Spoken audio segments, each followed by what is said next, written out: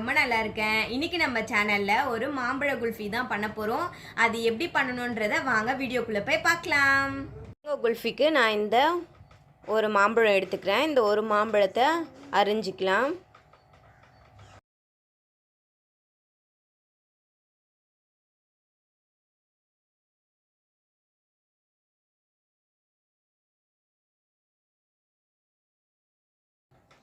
Okay, இப்போ ஒரு மாம்பழத்தை ஃபுல்லாக கட் பண்ணி வச்சுட்டு மிக்ஸி ஜாரில் போட்டு நல்லா நைஸாக அரைச்சி எடுத்துக்கலாம்.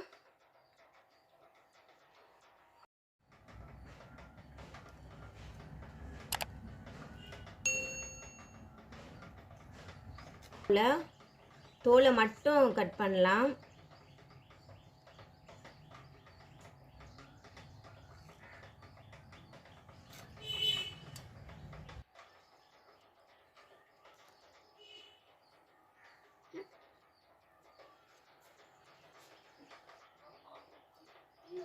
இப்போ மாம்பழம் சின்னதாக அரைஞ்சி மிக்ஸி ஜாரில் போட்டாச்சு. இந்த பல்ப்பை நல்லா நைஸாக அரைச்சி எடுத்துக்கலாம்.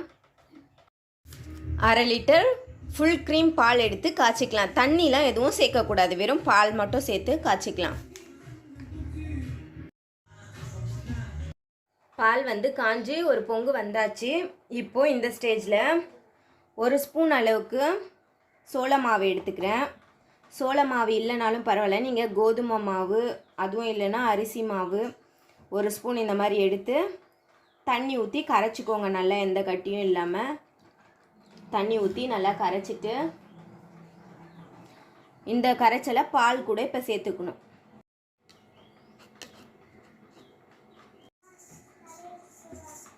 இப்போ இந்த சோள மாவு கரைச்சலை பால் கூட சேர்த்துடலாம். நீங்கள் இதே ப்ராசஸ் தான் கோதுமை மாவு, அரிசி மாவு அது கூட சேர்த்து பால் கூட சேர்த்து ஒரு 5 நிமிஷம் இருக்கட்டும். அந்த 5 நிமிஷம் இருக்கும்போது நம்ம கோதுமை மாவில் ஒரு வாசனை வரும், கோதுமை வாசனை, அந்த வாசனையும் போயிடும். நல்லா திக்காக வரும் பால். இது எதுக்குன்னா இப்போ குல்ஃபிக்கு நல்ல திக்னஸ் கொடுக்கறதுக்காக தான். நம்ம வெறும் பால் மட்டும் சேர்த்து பண்ணோன்னா அந்த அளவுக்கு திக்காக குல்ஃபி இருக்காது. இந்த மாதிரி சோள மாவோ இல்லை கோதுமை மாவோ சேர்த்து பண்ணும்போது நல்லா திக்காக இருக்கும் குல்ஃபி. அதுக்காக தான். பால் இன்னொரு 5 நிமிஷம் நல்லா காயட்டும்.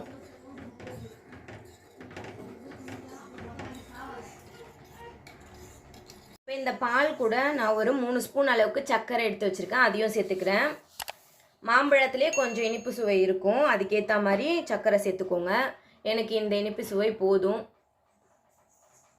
ஆகிடுச்சு, பால் நல்லா காஞ்சாச்சு. சோள மாவு போட்டதும் நல்லா திக்னஸாக வந்துடுச்சு பால். இப்போ அடுப்பு ஆஃப் பண்ணிட்டு பாலை இறக்கிடலாம். இது ரூம் டெம்பரேச்சரை வர வரைக்கும் வெயிட் பண்ணலாம். பால் ரூம் டெம்பரேச்சர் அளவுக்கு நல்லா ஆறிடுச்சு. நல்லா பாருங்கள் எந்த அளவுக்கு திக்காக இருக்குது பாருங்கள், சோள மாவு சேர்த்ததுனால. இதுதான் இப்போ குல்ஃபிக்கு நல்லா வரும், இப்படி இருந்தால் தான்.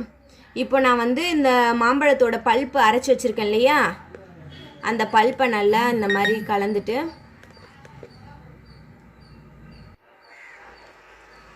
இதையும் இப்போ இந்த பால் கூட சேர்த்துக்கலாம். இதில் நான் எந்த எசன்ஸோ இல்லை ஃபுட் கலரோ எதுவுமே சேர்க்கல. ஃபுல் அண்ட் ஃபுல் இந்த மாம்பழத்தில் இருக்கிற சுவையே போதும், அதில் இருக்க கலரே போதும் நம்மளுக்கு. உங்களுக்கு எக்ஸ்ட்ரா எல்லோ கலர் வேணும்னா ஃபுட் கலர் எல்லோ சேர்த்துக்கோங்க. எனக்கு எதுவும் வேண்டாம், இதுவே போதும். இப்போ இந்த பல்ப்பெல்லாம் நல்லா பாலில் கரையிற மாதிரி கலந்து விட்டுக்கலாம்.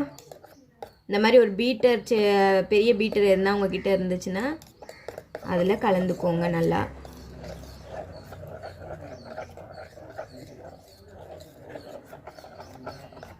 நல்லா கரையணும், அந்த பல்ப்லாம் நல்லா கரையணும், அரைச்சி வச்சதெல்லாம்.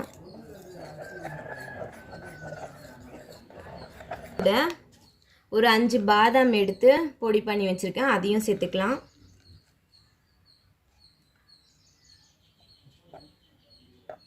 பாதாம் நடுவில் க்ரன்ச்சியாக கிடைக்கும், நல்லாயிருக்கும். மாம்பழத்தை சேர்த்தோடனே இன்னும் கெட்டியாயிடுச்சு பாருங்கள். ஐஸ் மோல்டு வச்சுருக்கேன், அதில் ஊற்றிக்கலாம்.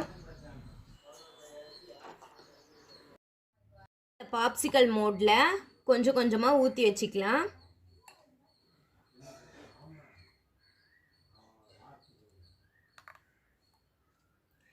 இந்த மோல்டு உங்ககிட்ட இல்லைனாலும் பரவாயில்ல, நீங்கள் வந்து டம்ளரில் நம்ம டீ குடிப்போம் இல்லையா டம்ளர் வீட்டில், அந்த டம்ளரில் கூட ஊற்றி வச்சுக்கலாம். அதுவும் எப்படின்ட்டு சொல்கிறேன். மோல்டு இருக்குது, ஆரத்துலேயும் ஃபுல்லாக நான் ஊற்றிட்டேன். இப்போ மூடி வச்சு மூடிடலாம்.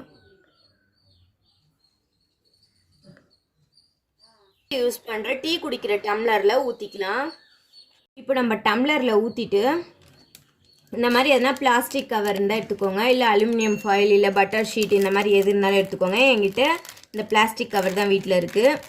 இதை எடுத்து டம்ளர் மேலே வச்சு ஒரு ரப்பர் போட்டு லாக் பண்ணிடலாம். கூட காற்று போகாத மாதிரி இந்த மாதிரி லாக் பண்ணி ரப்பர் பேண்ட் டைட் பண்ணிடணும்.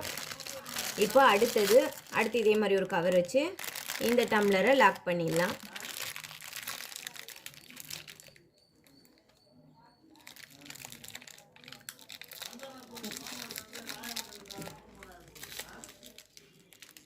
ஓகே, இதையும் லாக் பண்ணியாச்சு. இப்போது ஒரு ஷார்ப்பான கத்தி எடுத்து இந்த கவரில் சின்னதாக ஒரு ஹோல் பண்ணிக்கலாம். சின்னதாக ஹோல் போட்டாச்சு. கடைகளில் இது மாதிரி குச்சி கிடைக்கும், ஐஸ் குச்சி. இது 3 ரூபா அந்த மாதிரி தான். இந்த மாதிரி நான் வாங்கி வச்சுருக்கேன். நான் இந்த ஐஸ் மோல்டு இல்லாதப்போ நான் இந்த மாதிரி டம்ளரில் தான் ஐஸ் பண்ணி கொடுப்பேன். இப்போ இதை பாதி அளவுக்கு உள்ளே போகிற மாதிரி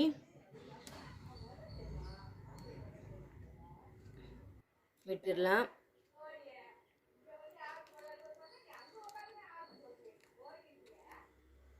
ஓகே, ஃப்ரீசரில் வச்சிடலாம். 8 மணி நேரம் நல்லா ஃப்ரீசரில் வச்சுட்டு அப்புறம் எடுத்து பார்க்கலாம். Mango kulfi ready. நம்ம பாப்சிக்கலில் ஊற்றி வச்சதை நம்ம ஃப்ரிட்ஜ்லேருந்து எடுத்துகிட்ட உடனே இந்த மாதிரி தண்ணியில் வச்சுக்கோங்க. ஒரு 10 செகண்ட் 20 செகண்ட் அளவுக்கு தண்ணியில் வச்சுக்கோங்க. தண்ணியில் வச்சுட்டு எடுத்தோன்னா குல்ஃபி எடுக்கும்போது அழகாக வரும். இல்லைனா குச்சி மட்டும் வரும், கீழே ஐஸ்கிரீம் அப்படியே இருக்கும். ஓகே, ரெடி ஆகிடுச்சு. ஒரு குல்ஃபி ஆல்ரெடி எடுத்துட்டேன், கவர் எடுத்துட்டேன். இது கவர் இன்னும் ஓப்பன் பண்ணல. இப்போ குல்ஃபி சாப்பிட்லாமா? ஓகே,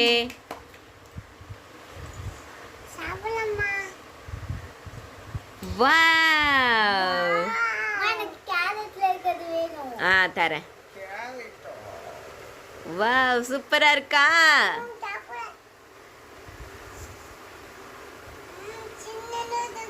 சில்லுன்னு இருக்கா? குல்ஃபி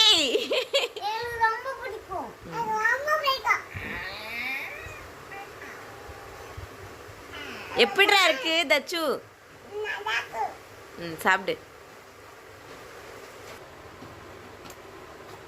டேஸ்டா இருக்கா? நல்லா இருக்கா? உங்களுக்கு பிடிச்சிருக்கா? சாப்பிடுங்கடா செல்லம். இதே மாதிரி குல்ஃபிலாம் செஞ்சு தட்டுமா உங்களுக்கு? நிறைய சாப்பிடுவீங்களா? சரி, சாப்பிடுங்க. நல்லா இருந்துச்சா? அதே மாதிரி இது மாம்பழம், பால் எல்லாம் போட்டு செஞ்சிருக்கேன். லைக் பண்ணுங்க, ஷேர் பண்ணுங்க, சப்ஸ்கிரைப் பண்ணுங்க. நம்ம வீடியோவை எல்லாம் பார்த்ததுக்கு நன்றி. Thank you. சப்ஸ்கிரைப் பண்ணுங்க. இவ்வளோ நேரம் வீடியோ பார்த்ததற்கு நன்றி. Thank you. பாய். அடுத்த வீடியோவில் சந்திப்போம்.